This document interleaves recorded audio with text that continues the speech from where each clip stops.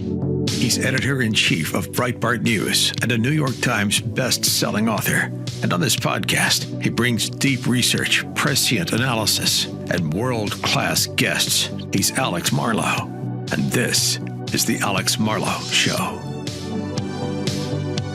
Welcome to the Marlow Show. It's a big show, second to last show of the year here, and a lot going on. I'm going to fill you in on all that in a minute. And then, after I fill you in on the news, we'll be having part one of our two-part discussion with the one and only Scott Jennings, my colleague on Salem, who is going to be sharing that noon to 3 Eastern time slot responsibilities with me come January the 5th, which is when we're going to be relaunching this show. It's going to be now 8 podcasts a week, including 5 hours of live radio wherever you get your Salem stations. It's going to be 9 to 10 a.m. where I am, noon to 1 for most of you are on the East Coast, and you can do the math from there. But it's going to be live. It's going to be hot.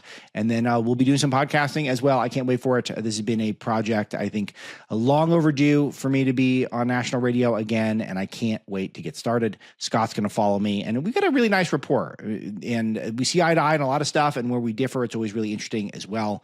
So we're going to have that conversation with him. Today, we start talking about his book, The Revolution of Common Sense, or A Revolution of Common Sense. New York Times bestseller, recently came out. I've read it. I enjoyed it very much. And then part 2, which will air tomorrow, will be, or the next show, whenever you listen to these things. And that's going to be a little more personal, a little more politics du jour, and that's great as well. So he's fantastic, as you all know, and looking forward to sharing those responsibilities with him in the new year. And thanks to all of you for all the support and supporting the sponsors, et cetera, whatever it takes to help this show grow. Telling 10,000 friends and family members is all I ask. And many of you have done that, which I appreciate a lot. A big day for me yesterday. And I'll tell you, it's, I'm a professional, and I am aware the president he's been very kind to me over the years. He endorsed breaking the law. He put out a very nice tweet when I put out Breaking Biden, signaling to people to get that book as well. And, you could see on my set that there he is on the cover right there. But yesterday, I really got a nice gesture from him that I was on Laura Ingram's show, as I am once a week. And the prompt was one that was very Trump favorable. It was basically to say, well, what are the best stuff that happened this year? I had a very long list, and I shared some of that. And he sent out this truth bomb.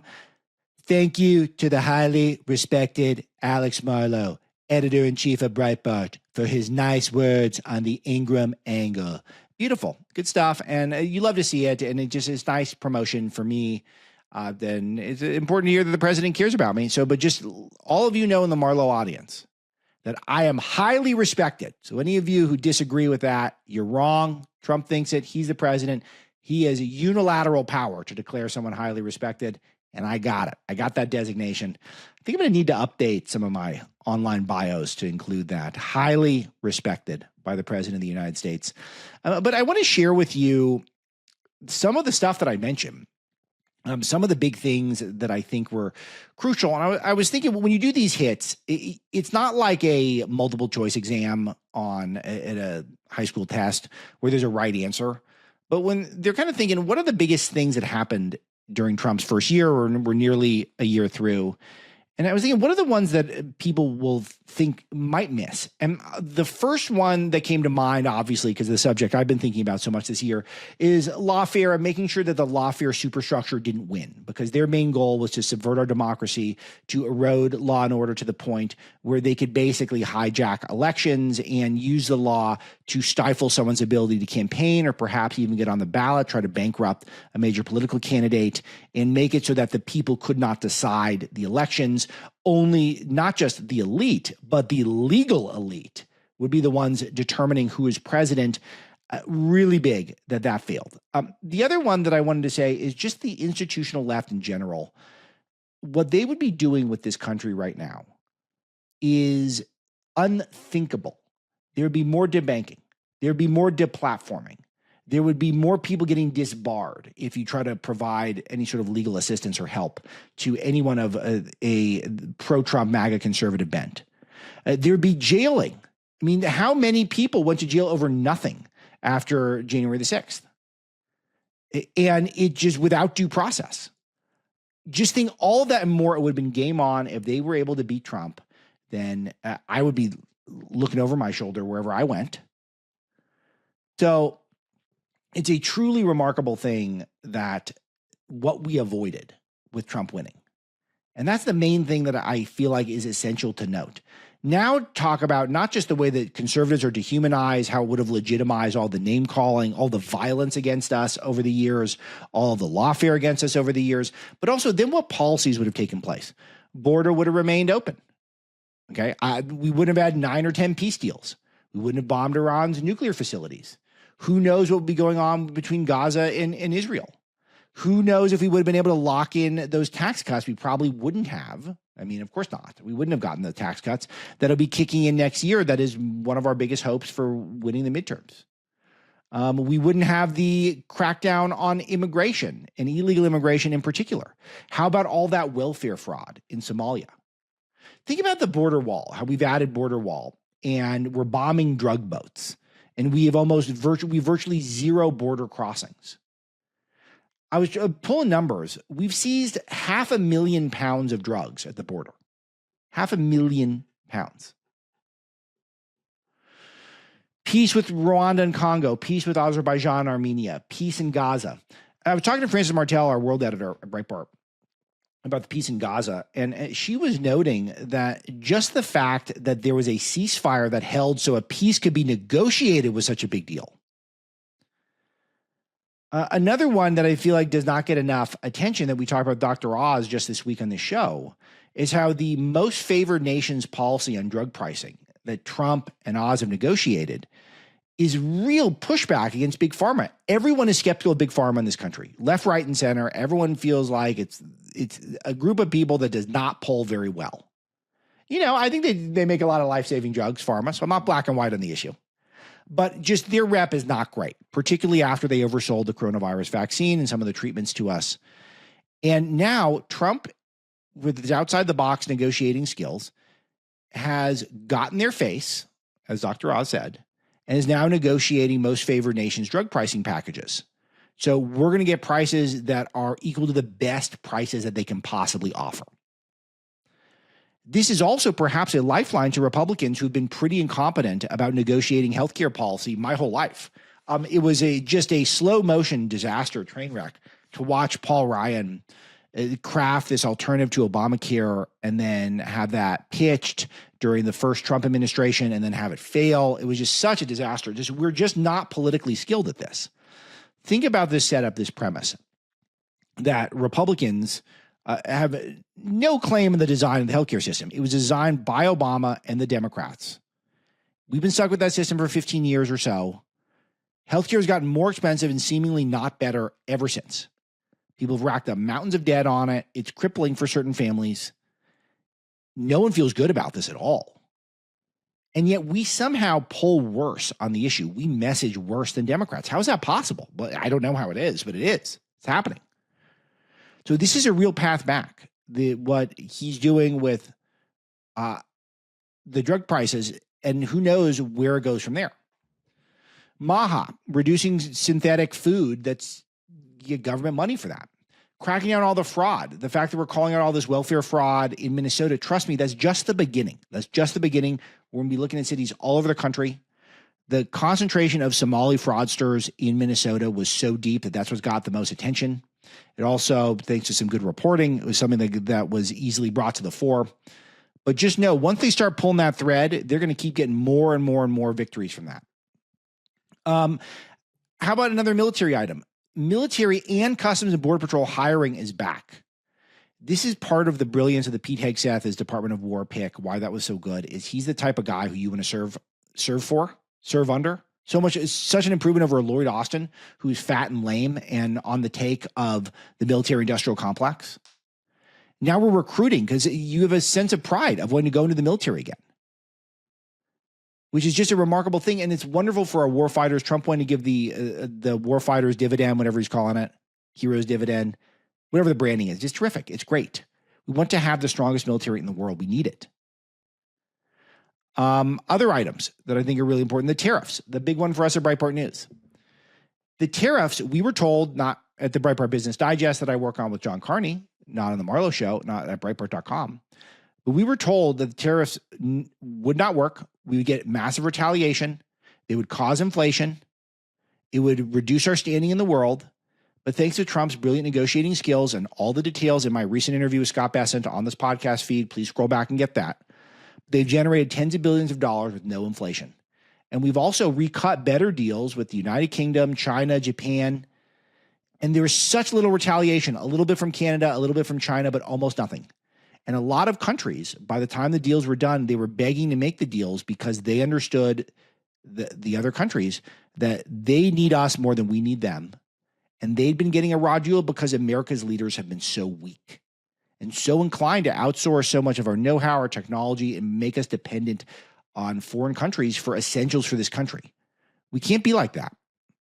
So other things to mention: reducing taxes, no tax on tip and overtime and on Social Security. To bring up inflation again, more on that in a moment, at a reasonable rate, below expectations, headed for a steep drop in the first half of next year, as we discussed with Besant. Energy deregulation. It's got gas prices at its lowest level in half a decade. And tapping our natural resources so that we are now, the war on clean, beautiful coal is over. We've withdrawn from the Paris Accords, and we're now producing the most oil on planet Earth. Biden blocked all that stuff. Stopping pipelines, stopping oil production, disincentivizing innovation. Offshore wind projects are dying, as I brought up earlier in the week. It's just so great. We were getting robbed blind by illegal aliens who are coming in, defrauding the country, going on welfare too much, legal immigrants overstaying visas and then defrauding the system, foreign countries who are getting a better deal from us on trade, all going away, all that's going away in the first year. Renaming the Gulf of America, some of the good that Doge did to cut. And there's a lot of discussion of reviving Doge to even make more efficient cuts in the government. Paper straw ban. I love the paper straw ban. I always hated paper straws, and it's just nice to have a president who just makes a common sense stand for the American people that this is not the way forward for this country. Not a free people is not mandated to use these straws that don't work. So there's so much good stuff that's there. But between the deregulation agenda, the tax cuts, the peace breaking out throughout the world, no additional wars, the border stuff, which of course my number one. And I'll tell you one other thing that is really underrated and important to note. The media has been entirely discredited. They tried to destroy them over and over again for so long, and the establishment media has never been weaker. Their approval has never been lower. Their numbers have never been worse. They're a colossal joke. It's all a joke, the establishment media, and people are trying to go to the source to get the information, and they're trying to go to alternative voices like mine, which I'm very happy to see. And this has got to be the future. And that's not only a goal of Donald Trump that's been achieved, it's a goal of Andrew Breitbart and Breitbart News. Now, are there a few things we want to cement? Of course, there's a few things we want to do. I want to make sure we get the Panama Canal back. Let's go buy Greenland. Let's make sure that we get those low propensity voters showing up in the midterms. Let's close the deal on something that helps with healthcare. Let's try to get that done. Let's maintain the deportations. Let's ramp up the deportation. There's other stuff we can do, sure. But overall, this has just been a sensational first year with a lot of headwinds, a lot of conservative infighting, conservatives getting bored and creating crisis amongst themselves. Of course, losing Charlie Kirk was devastating. We had some tough midterm elections that we were never really supposed to win, but sort of interim elections, but be nice to have won those. It always feels like a momentum is lessened. We had some mistakes like the Epstein files, which I'll talk about again momentarily, but overall fantastic year. And we're celebrating with a booming jobs growth number, U.S. economy growing at 4.3%, fastest in 2 years. This is economy numbers, not jobs numbers. Far outpacing economists' forecasts. So this is the big news from today. I'll tell you, it's so big. John Carney, our economic and finance editor at Breitbart News, is on vacation, came off of vacation to write about it. We do a Breitbart Confidential interview. Those of you who are premium Breitbart subscribers, you can get that as well. But here's the main thing. Economists were expecting economy to grow 3.2%. annual rate and 3.8 for the second quarter. Numbers were delayed because of the shutdown, and we actually saw growth of 4.3%, so far outpacing expectations. And remember, this is inflation adjusted. So before inflation, we're at 8.2%. So just huge levels. Inflation came down a lot. Seeing stuff like egg prices are down now. Tariffs not adding to inflation. Growth going well. Stock market going well. There's some other indicators that are interesting. Copper is ballooning. Now, copper is something that goes up when high-tech innovation is at its height. So I'm sure this is sort of AI related, so maybe there's a mixed nature to it, but overall it shows that there's innovation and growth in the high-tech sector. So that's where that comes from. So these are just blockbuster numbers, and they're good for the country. It's not just good for Republicans and Trump, but this is good for the country because it shows that Donald Trump's policies of trying to deregulate, trying to reduce size of government, trying to recut better trade deals, securing the border, this grows the economy. And I got to tell you, when we're going to see record tax refunds in April. We see tax cuts kick in next year. When that stuff starts happening, then it feels like we could really be on the verge of a new golden age, a new American revival. We got a lot of work to do until then, but overall, when you're seeing when you're seeing these types of numbers, then it's hard not to feel very encouraged with the year and heading into the new year. So I'll give you that positive note. Just two other items I want to mention. It's a shame we're a little bit on holiday week because Hunter Biden did a 5-hour interview with Sean Ryan, who's got a super popular podcast. I maintain that Hunter is by far the most interesting Democrat. And there's the clips coming out of this thing. I've not watched the whole thing. It's 5 hours, as I noted. But the clips in the thing are just mind-blowing. He says he's got $15 million in debt. And I don't see how he ever recuperates from that because, remember, he has no skills other than selling his family name to get money. He's incredibly good at that. I've always praised Hunter's intellect. I think he really is a smart person. The fact that he's functional with the level of addiction that he has is crazy. I think he was the one who put that entire family on his back and figured out ways to cut these complex deals overseas in a way that he kind of got caught. He never totally got caught. So, and he's also is a very interesting interview because he tends to alternate between clarity and just complete insanity. So always makes for a good watch, but he says that he's got this massive amount of debt. I guess the art graft isn't going that well anymore now that his family's out of power. But I say this, it's very obvious to me, but maybe it's not to you or someone you'll talk to over the Christmas holiday. But you should cite that number as a why is he in so much debt? Because his whole business model was to get foreign countries to give him money in exchange for access, and now he can't do that. And the family name's so disgraced, they can't have these big foundations anymore.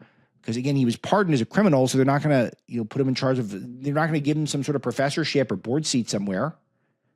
Maybe they'll find out a way to do it, but it's harder to do that. So sad, but also it just shows you that they can't make money now because they never had any skills. The Bidens never had any skills. Their skill was passing the hat and getting people to put the money in it, mostly worldwide. So tons of more detail on that in Breaking Biden, which is, it's a good read. I don't write my books as a joke. So if I wrote them, you'll get something out of them. But other stuff there, throws down hard on his dad's border policy. Again, he alternates between the insane stuff and common sense. Insane stuff, he says he has no recollection of his laptop. So, which I've always conceptualized as the laptop was a cry for help. I think he wanted to get caught. I think he was in the throes of his addiction when he turned it in to John Paul Mac Isaac at that Delaware repair shop. So I think he wanted help, but I don't think he ever got the help he needed, to be honest with you, after that. But I think that was a version of rock bottom for him.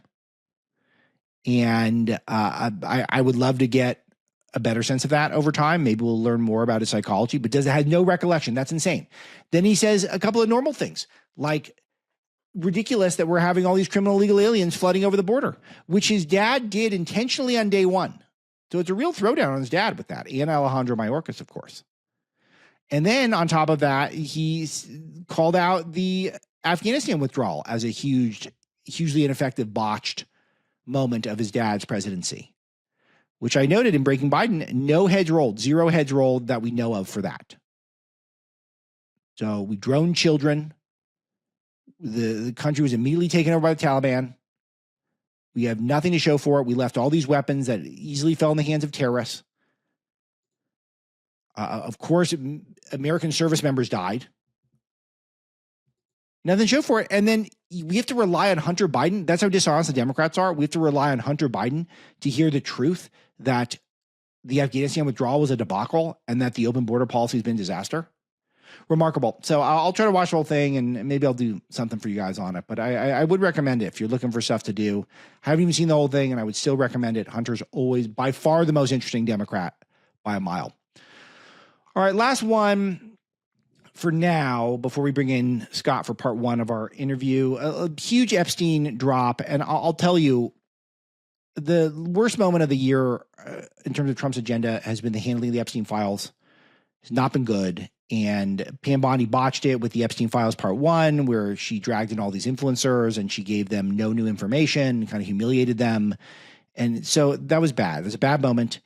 But now I'm understanding after what's been released that this is exactly why this had been held. This is exactly why they're dropping at Christmas, because there's so much salacious new stuff in it. And none of it really is going to make a difference other than it's going to eat up a lot of media time and give a lot of Trump haters fodder to talk about, scandal to talk about.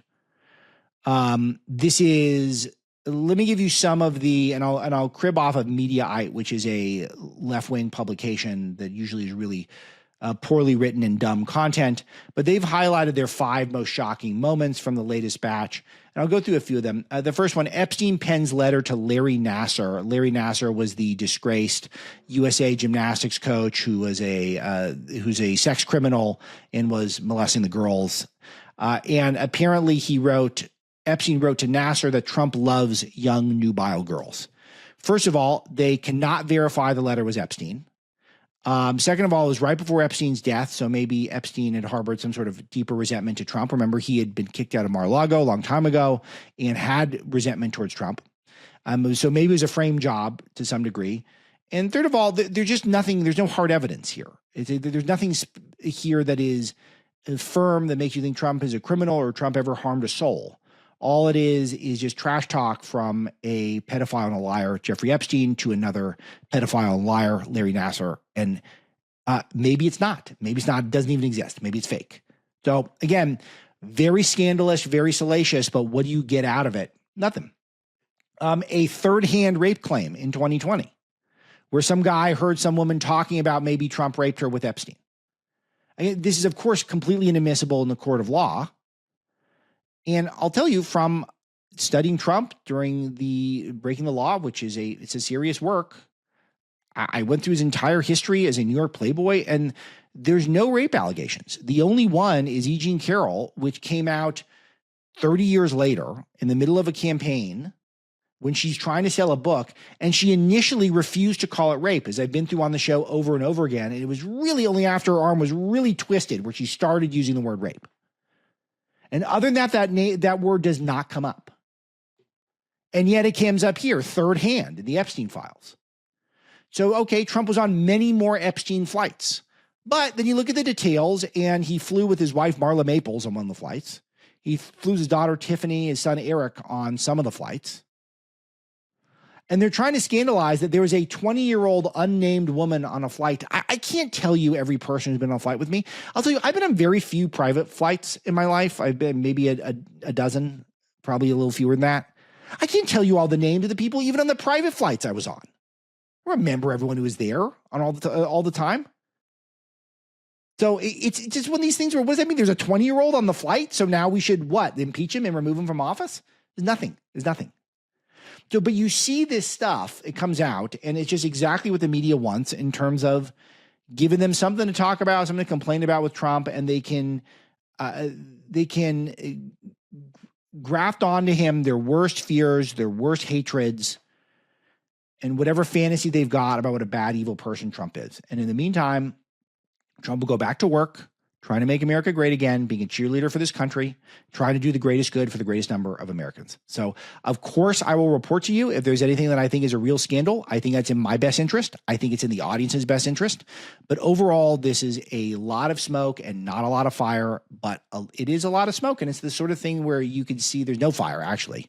But you can see exactly why the Trump administration was not super excited to push this out because it's just going to eat news cycle away from all those nice accomplishments I was mentioning that Trump's done. So, and what if we get some sort of a Ukraine-Russia peace deal? I mean, is that going to overwhelm the Epstein files? I don't know. I honestly don't know. And it's still a curiosity to me why Biden's DOJ would not put this stuff out if they thought it was going to really scandalize Trump.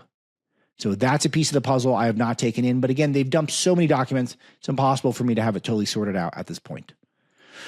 All right, that is the preamble to the show. We will bring in Scott Jennings now. Thank you again for a wonderful year. Please support the advertisers. We have a fresh show tomorrow, also with Scott, and then we'll go from there. Here he is. This is Scott Jennings. Now, I had the pleasure of getting a chance to have a conversation with Tom Kerber, who is the CEO of SunPower LED, and he's been on the front line of using red light technology to try to cure people, their aches and pains. For 18 years, he's been working on this stuff. We've all heard red light therapy is in vogue. I know one of my family members was asking for a red light mask for Christmas. He's got the red light, near infrared light therapy because he's been working on it and patenting it for a long time, 18 years in total. This is an alternative to big pharma. This is an alternative to lots of time at the doctor's office. All he's trying to do is pump energy into cells with products that are made in America whenever possible in order to make you feel a little bit better. I've been using it on my knee, which has been a little bit sore lately. I throw it on my back, get the dad back going, leaning in the crib over and over again. It's been very helpful. You get relief right away. Amazing product. The Super Palm 1050 is the handheld device, heats up fast. Sessions are very short. That's what I've been using. They also have a whole family of devices. I know one of you in my audience bought one of their helmets that they use to reduce inflammation in the brain. So by all means, explore the space when you go over to sunpowerled.com. But you should go there. Promo code Marlow gets you 10% off. So please type that in, save yourself some money, and then the show gets a little bit of credit. But the Super Palm 1050 is a terrific product, and I think you all should give it a shot this holiday season. All right, the aforementioned Scott Jennings is with me. Scott, first, congratulations on the expanded radio show. I get some behind-the-scenes details on it. It is the hottest show in all of radio. It grew very quickly. You do a terrific job. Thank you for being generous enough to have me on 3 times this year, which is really nice. I don't know how many guests do you have on 3 times? Probably not a ton, right? So not probably many. You're one of the few. Yeah, it's good. It feels like a big compliment. And you've had a terrific run. And your book, A Revolution of Common Sense, is terrific. People will really enjoy it. I recommend this because it's an enjoyable read. And that's important right now. And I want to talk about that concept that you're a new author. I've written 3 books now. And people are not going to read it unless they're enjoying themselves. Was it fun to write? You know, it was fun to, I thought writing it while it was going on would make it easier. It actually made it somewhat harder because I felt like I wrote the book 4 times. But the overall process of getting to see Trump behind the scenes, travel with Trump, you know, kind of go through the issues of the day, it was pretty fun to do. And of course, there's nothing like, as you know, as an author, getting that first copy in your hands and you see it and it's finally in its final format. And it's been really fun being on the road. I've been out on a book tour the last several weeks and, you know, we've signed a bunch of them for crowds all over the country. And I've really enjoyed that too. That's nice. And it's important to commune with the actual people. It's one of the things I like about radio in particular. And your show's expanding, which I've been mentioning over and over to the audience. So everyone's excited about that. So we'll be doing we got to figure out a way to do a cool handoff like they do sometimes on the cable. Like we got to figure out a way to do that when I hand my show over to you it'll be early afternoon East Coast next year. So the first thing is my only challenge about the book. This is my only challenge. It's the title. And I have talked a lot about how everyone thinks they have common sense. And the way you summarize Donald Trump's common sense, I think, is totally accurate, that basically he's governing on 80-20 issues. And one of the first chapters in the book is framed up as he's the 80-20 president. This is something that you and I have shared as go-to talking points, I think, over the last year about how he really is focused on things that are, you don't even need to poll test them because you know where people are. Like we like bombing drug boats, in general. We like law and order as a people. We like a border. You don't really need to poll this stuff for people to figure it out. We like sometimes actually when you update age decrepit architecture and make beautiful ballrooms. In general, these are positive things and everyone kind of agrees. But what about my premise that everyone thinks they have common sense? And I'll guarantee you if George Conway thinks he's got common sense. Yeah, I agree with you that everyone thinks they do. But I think one of the hallmarks of the left right now is that if Trump takes the 80 of an 80-20, they almost always take the 20. And so I don't know if they believe that the 20 or taking the 20 on every issue is common sense or not. They keep doing it over and over again, but it's not very common sense as a political matter. I mean, their approval rating right now, according to the latest Quinnipiac poll, is 18%. And so, I'm only moderately good at math, but if you take the 20 of every 80-20 and you wind up with an 18% approval rating, that sounds about right. You're going to wind up somewhere near 20. So I don't personally consider that to be a common sense political tactic, but they think resisting Trump and they think opposing Trump reflexively on everything trumps any kind of common sense or any kind of good politics. That is basically the operating theory of the Democratic Party. What do you think of the fact that Trump, even though he's an extraordinary person, he tends to, I think, focus on issues that are relevant to normal people? And I feel like a lot of times on the online echo chambers, we get very fixated on things that normal people aren't concerned about. And it seems like that's a lot of his preoccupation. I totally agree. I mean, the trans issue is one where Democrats decided to die on that hill in the 24 campaign. They're still dying on it today, but there's a whole bunch of people out there who don't consider themselves to be political or Republicans or conservatives who don't want their daughters getting spiked on in a volleyball game by some dude. They Right. don't want their daughters going into a locker room with some dude hanging around. They don't want it. And so this is just one of those things that, like, if you had a daughter and they were encountering this, it would annoy you no end. It would more than annoy you. I mean, you'd be outraged by it. Paper straws. Everybody hates paper straws. Donald Trump signed an executive order outlawing Right. paper straws. So he has a way of finding the things that are bothering you in your everyday life or an annoyance to you, and doing something about it, even though you might think, well, gosh, is the president really going to deal with this? He's decided to deal with a great many issues like that. And I think to his political benefit, it kind of shows, by the way, and I mentioned this in the book, they do listen to what people say. Like, they do read the comments. They do sort of have their finger on the pulse of what America is talking about or dealing with at any given moment. I think this is something the Democrats don't do because most of America is not their constituency. Their constituencies are not regular people. Their constituencies are niche special interest groups, illegal aliens, and health insurance executives. I mean, that's basically who their constituency is. For Trump, he's got everybody else, and listening to everybody else.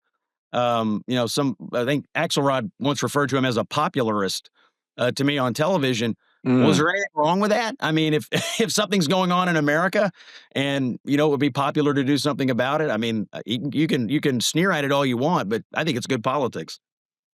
Yeah, I think it is too. And it feels like, and you mentioned David Axelrod, and I was curious from your vantage point at CNN. And so you're going through the book process and you had terrific access for the book. You interviewed, seems like most of the most important people in the administration, including Trump, and you paint a really vivid picture of an Oval Office scene. It's very bustling with him giving orders, getting feedback, and it's stuff that I've witnessed. It seems like you maybe even gotten a little deeper behind the scenes vantage point. And then you go to your CNN studio and you're watching people say things that are just completely false about the way he operates, what motivates him, what his motivations are. I think is really important. Is that he really does take criticism. He, from my vantage point, from what I've been able to witness, he really is deeply concerned about the country. He's deeply patriotic as a guy who just loves this place. He loves his country, even though it's been cruel to him in some ways. And he still loves it. He really is looking for the greater good for the people. He's not dogmatic at all. And so you're witnessing all this firsthand, and then you go to CNN, and then you hear these people sitting across the table from you explain to you the exact opposite, though they have no access. What was that like? Yeah, it is true. I often hear people opine who have never met Donald Trump, talked to Donald Trump, observed Donald Trump. And what I also find is that on the left, and I'm sure you see this as well, when the talking points go out, whenever the narrative goes out, like this is how we're going to portray it, they all get in line. It's very authoritarian. They're very authoritarian in their communications. And so you hear them repeating each other, throughout the day and throughout the night. I totally agree with you about the way he operates. He does take criticism. He's a good listener. I watched him Yeah. listen to debates between advisors in order to figure out how he was going to, decide on an issue. I also think that the issue of Butler, what happened to him at Butler? I think had a profound impact on how he views his place in this world. I think he believes he was left on this earth to do things and to do as much as he can with the time that he's been given in the Oval Office. I think it's one of the reasons he put so many balls in the air in 2025 because it's a finite amount of time. You know, you don't have an unlimited presidency and you don't have unlimited political capital and you don't have unlimited circumstances. And so, part of the story of the book is in the opening days, they just put so many issues in the water. Part of that, I think, is him saying, I don't have time to wait. I have to get all these things done now because, God left me here to do things, and I'm not going to squander this second opportunity to solve some of the issues that my people have been worried about. It's very interesting because you and I only met for the first time a few months ago, but we have that same exact vantage point. You made a point that I have also vocalized to my audience, which is that I think part of the strategy in the first 100 days was to overwhelm the media by putting out so much they didn't know, they couldn't respond to all of it. You say this specifically, but walk us through the strategy because you were there witnessing it, doing some of these interviews. So I think that when you're a Republican president, there are colluding interests that try to overwhelm you. It's not just the media, although that's one of them. It's also the Democratic Party. It's also the federal bureaucracy. And it's also, in Trump's case, the federal judiciary. I mean, he's got radical rogue district judges trying to usurp the authority of the president every single day. So you've got these four sort of things that work together to try to suck you down, suck you under, drown you, basically, overwhelm you. And in the first term, it happened to him to some degree. He was overwhelmed. But I think this time, what I observed is the strategy was, we're not going to be overwhelmed. We're going to overwhelm them. And that's exactly what he did via the executive orders, via the tariffs, via his working with Congress on the big, beautiful bill, via his aggressive attitude toward the press, and also his willingness to never back down on these courts. They basically overwhelmed the system that kind of exists to destroy all Republican presidents and all Republican presidential candidates. And I think that strategy largely succeeded in 25. Yeah, it totally did. And you had a really interesting point that was new to me in the book where you brought us back to the Madison Square Garden Nazi rally that we'd heard about where Tony Hinchcliffe, the politician, made fun of Puerto Rico as an island of garbage. And you said that was the moment that got all the media attention, but there was a bigger moment where Trump actually introduced the concept of the Aliens Enemies Act and how he was going to have the greatest deportation policy on day one in history. And that was a total light bulb over my head because even I had forgotten that was when the Alien Enemies Act was first introduced. And it's just so emblematic of how the media gets fixated on nothing. Like they get fixated on things that don't matter at all. And in the meantime, Trump was getting ready on day one to start the greatest immigration crackdown, particularly illegal immigration we've ever seen in the country. And I found that to be an amazing observation. Could you give us some insight behind that? Well, look, I mean, I said on election night and write about it in the book, the 24 election was kind of the death of the political information distribution complex that has heretofore dictated the narratives in our presidential campaigns. But the example you just cite, I mean, they're covering the comments of a comedian who spoke like 2 hours before Trump ever got to the arena, instead of covering the comments of the guy running for president himself. If they had been paying attention, they would have heard Trump say something monumental there at Madison Square Garden. Instead, they decided to run with this whole narrative that now the Puerto Ricans are mad and somehow Trump's going to lose Pennsylvania because of it. Like it was, I mean, to say it out loud now sounds crazier than we were living through it. And I'm going on TV every night and I'm hearing these Democratic commentators, well, the Puerto Ricans are mad in Pennsylvania, a lot of Puerto Ricans there. And I'm like, have you ever driven through Pennsylvania? I don't know that that's true, but that's what they decided to go with. It was quite jarring. He really doesn't hide the ball on what he wants to do. Right.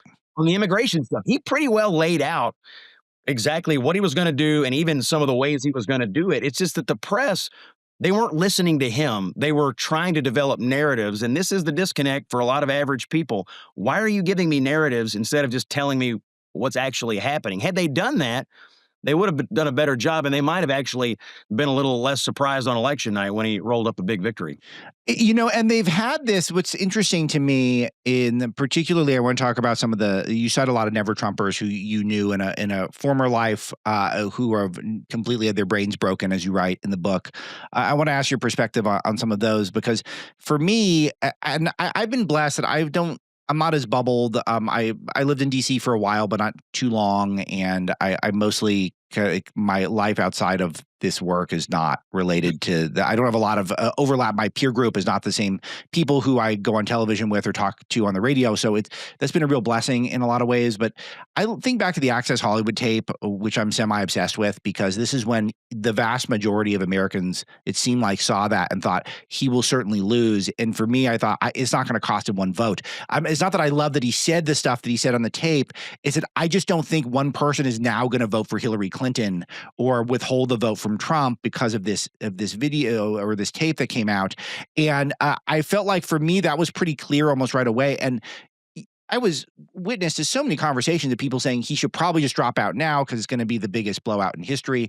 And I feel like we've had this quiz happen again, and the Puerto Rico joke was one of them. Is that does not mean just because Tony Hinchcliffe told a Puerto Rico joke that we're now going to support Kamala Harris and Joe Biden, and the abandonment of democracy, which is after being preached that we need democracy, that they just coronate a nominee who is not a bright person. Kamala is not a bright person in general. Why should we give her the presidency? And so I'm watching all this stuff, and then I'm reading the media and I'm watching the news, and I'm thinking they're all acting like this is over for Trump. Did they learn nothing over the previous 8 years? They learned nothing. And in this case, it wasn't even something Trump said. It was another guy. It was another guy. And Trump wasn't even in the building when it happened. And so, I remember the campaign putting out like a statement saying, oh, we don't agree with this or whatever. But Trump wasn't even there. And so, I don't know, that it is funny that happened. And then they had the poll from Iowa, the whole, Kamala Harris was going to win Iowa. Yes. That was a great moment. And so at the end of the campaign, it just wasn't going well for Harris. She had gone on The View and she couldn't articulate anything that she would do differently from Biden. That was basically the end of her campaign. So they kind of had to come up with these narratives to make themselves feel like there was a chance that she could win. The problem is when you come up with narratives, you start to believe the things you're saying out loud. I mean, I'm telling you, many people believed the Puerto Rico thing was real. The Iowa thing was real. Harris had, Beyonce, whatever, show up at a rally or something. She didn't sing, but she walked out on stage. They all started to buy into it because they just were, I don't know, just putting out of their mind all the other evidence of Harris's failures. It was really strange, but you saw the political information distribution complex were into overtime, really working hard to drive these things home. And honestly, every panel that I did for the last couple of weeks of the election, one of those three topics would come up. And it was the entire explanation that they had come up with to try to convince people that momentum was with Harris, when I think it's pretty clear, momentum was with Trump, and that nothing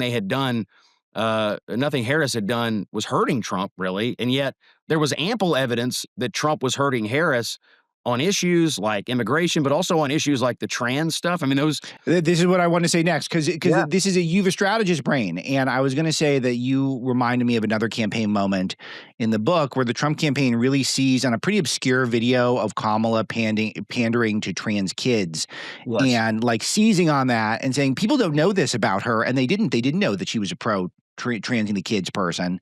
Talk to us about that. Well, they go through this progression of ads where they find this video of her, and she's talking about trans kids. She's also talking about taxpayer-funded trans surgeries for inmates. I mean, right, that we pay for. Nice. They came up with the greatest line, which is, Kamala is for they, them, Trump is for you. It was perfect. It was beautiful. And it wasn't just about the trans issue. The whole point was, well, if she would be for that, what else would she be for? What kind of a judgment does this person have on any issue? If you're willing to say yes when someone presses you on taxpayer-funded trans surgery for inmates, what else would you say yes to as president? So it was a great issue, and it's visceral for people.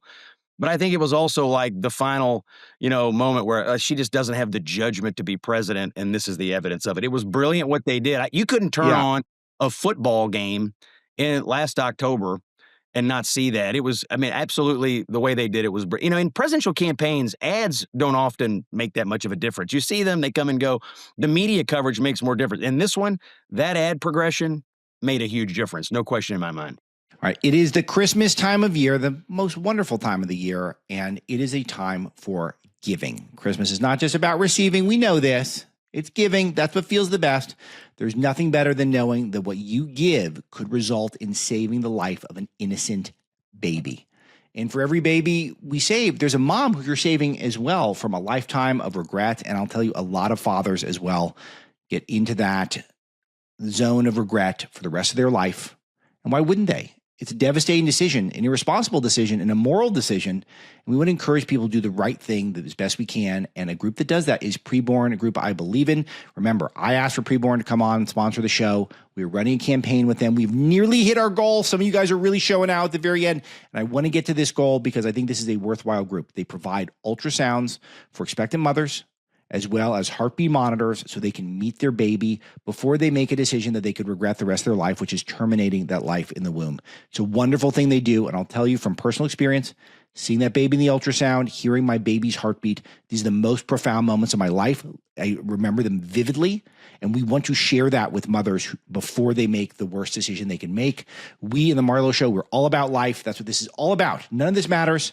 And with as little as $28, you can save a baby's life with a free ultrasound. $20 a month. That's a baby a month. That's pretty good. 140s, 5 babies. One of you donated a $15,000 ultrasound machine, which is fantastic. And I love that. And I'm grateful for you. But this is the best way you can say Merry Christmas. This is it. 833-850-BABY. 833-850-2229. Or go to preborn.com/Marlow.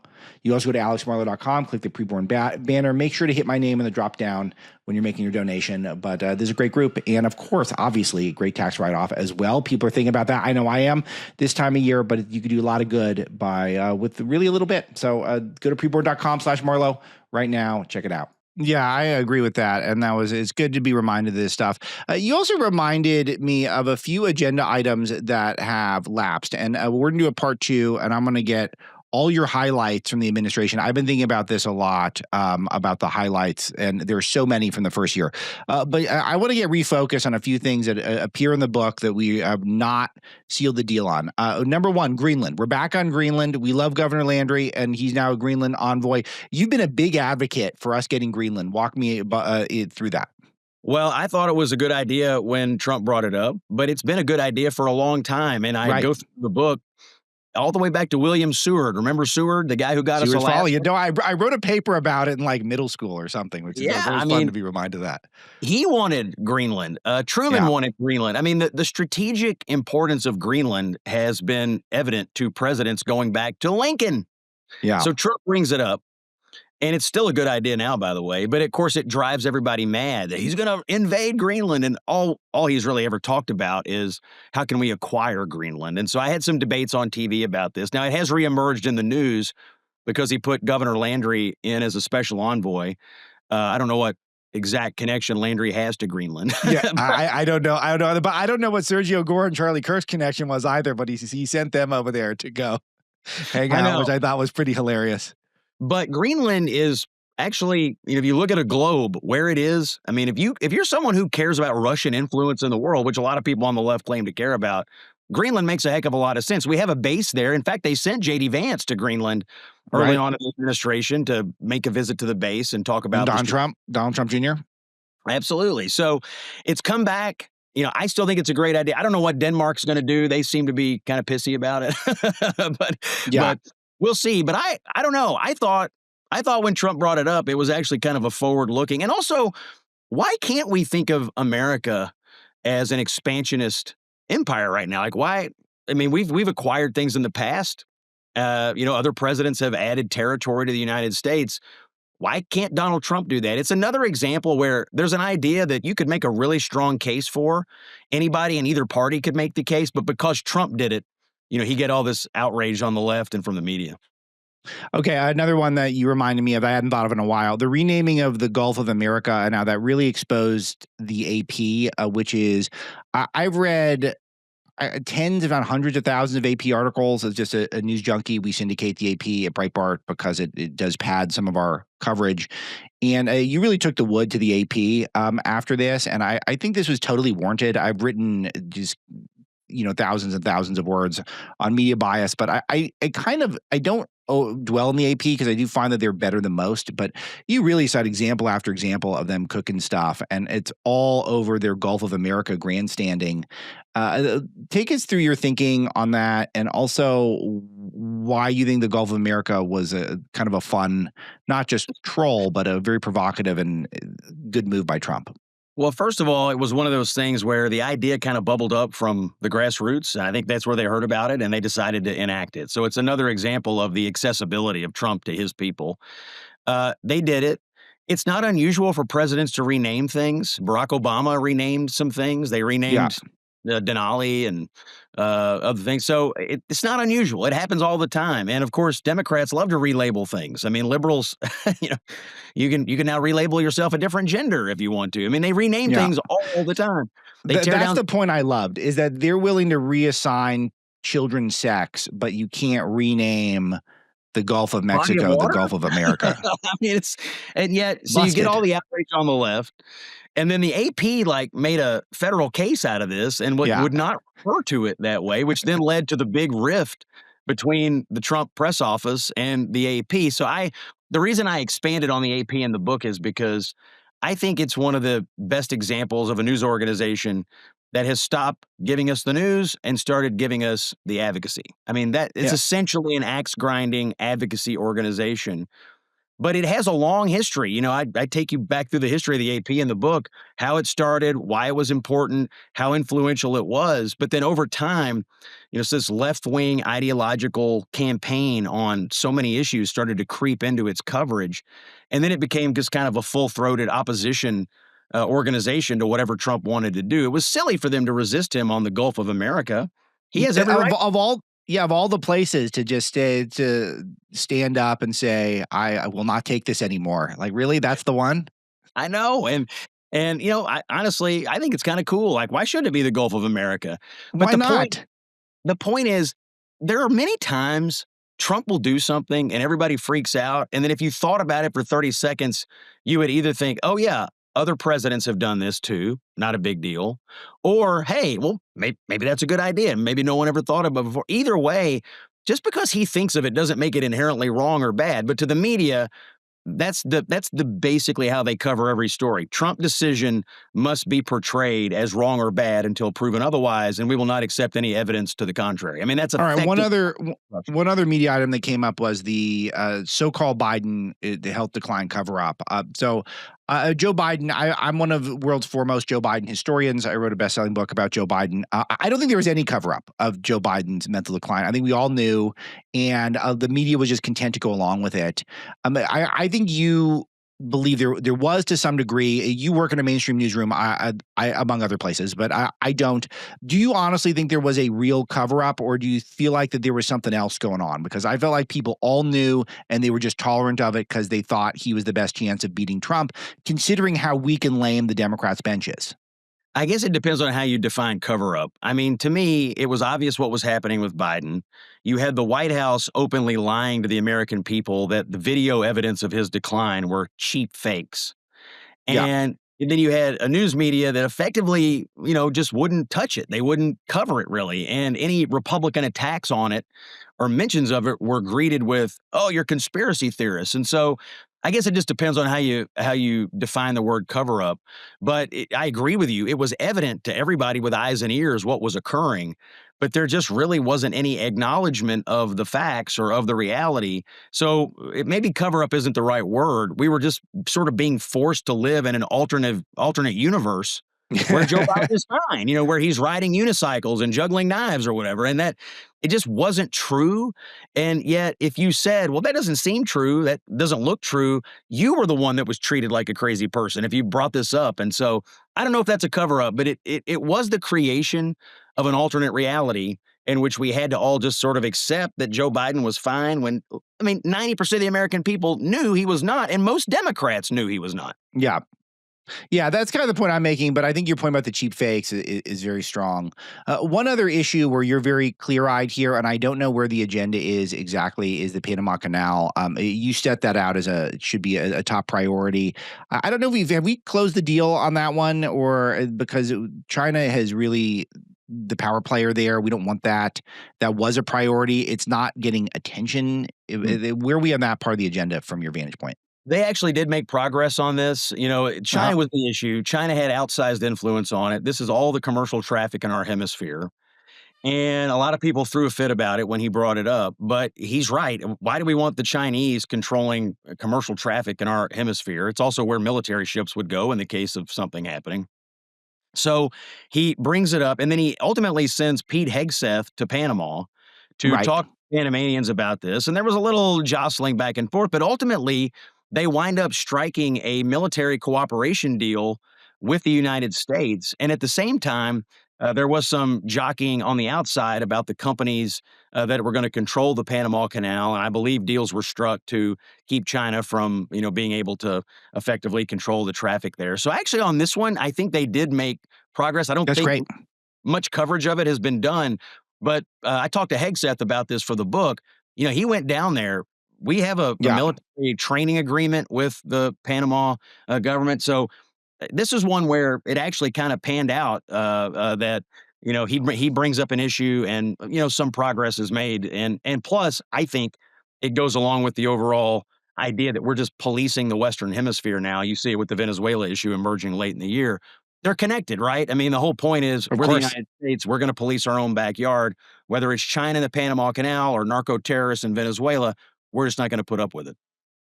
Yeah, it's fantastic, and it's good to hold people accountable, check in on certain things, and there's so much on Trump's plate. It's just important that we in the media remind him of victories and places where we could do a little bit better.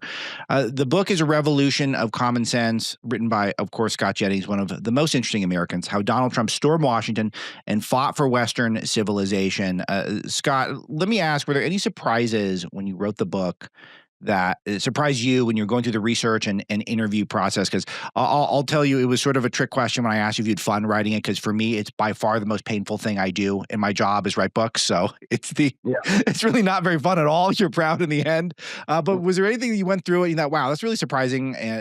Just either about the process itself or the information you got.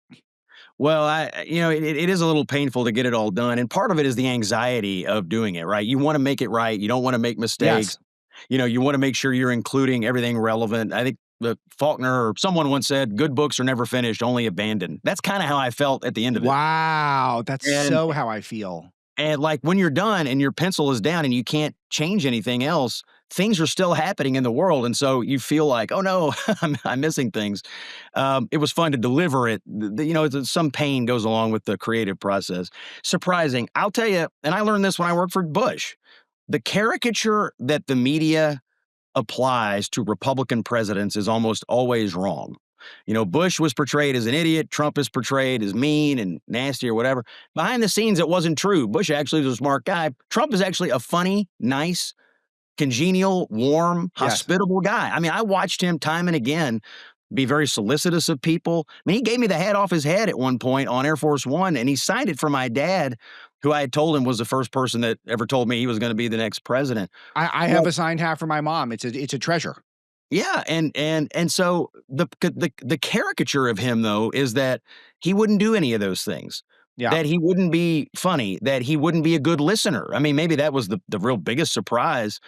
Trump is a great listener. He listens to these debates. He participates in the conversations. But as he's making a decision, you can see him taking in information, watching the ping pong, and then formulating a decision. He's also extremely decisive, unlike Biden, who was famously indecisive. So to me, it was just another reminder that the caricature of Republican presidents that you get from the mainstream media is almost always manufactured narrative garbage to make you not like them. If you hung out with Donald Trump for 10 minutes, just like Bill Maher found out this year, Yeah. you'll find out the guy's funny and he's kind of likable. Yeah, I'm looking at I was just thinking about my signed hat, And I was thinking about how maybe I should bring it into my new Salem set for the radio show. And then I'm looking out at eBay, and I'm looking at this one is at $1,800 right now. So I don't know if I feel like letting that sit on the set there when I'm out there. So I don't know. I got to think about it. Not say I don't trust everyone there in the building. You never know who passes through. Scott is terrific, and the book is great. Congratulations, New York Times bestseller, which is very hard to do for conservatives. And hope you do some more. But feel free to take a break a little bit when you're done. I need a year off, man. I got to have a year on this because between writing the book and then being out on the road selling the book, it's been almost a year long handling this book. So Winton Hall, who's our social media director at Breitbart, has ghostwritten dozens of best-selling books, and he has a big book coming out. I think it's also with Harper next year. On AI, and you'll want to talk to him on your radio show. He's incredible, but he is. He always primes the authors that he works with that he's saying that it's only part one when you write it. Part two is selling it. Like that is a whole nother journey. So anyway, Scott, we'll leave it there for now, but we're going to come back and we're going to do a part two. You've been so generous with your time. I know the audience loves it and loves getting to know you, but congrats on the book, and we'll leave it there for now. All right. That is today's show. Thank you to Misty and Harry for putting it together. Thank you to Molly Marlowe, who's been helping me book guests last couple of months. Thank you to John Cassio, who cuts clips and posts them all over my socials. All of you for following me on socials. That is terrific. Supporting the sponsors, doing everything you can to support the show, telling 10,000 friends and family members is always appreciated. We got a lot more to do. I thank you for listening.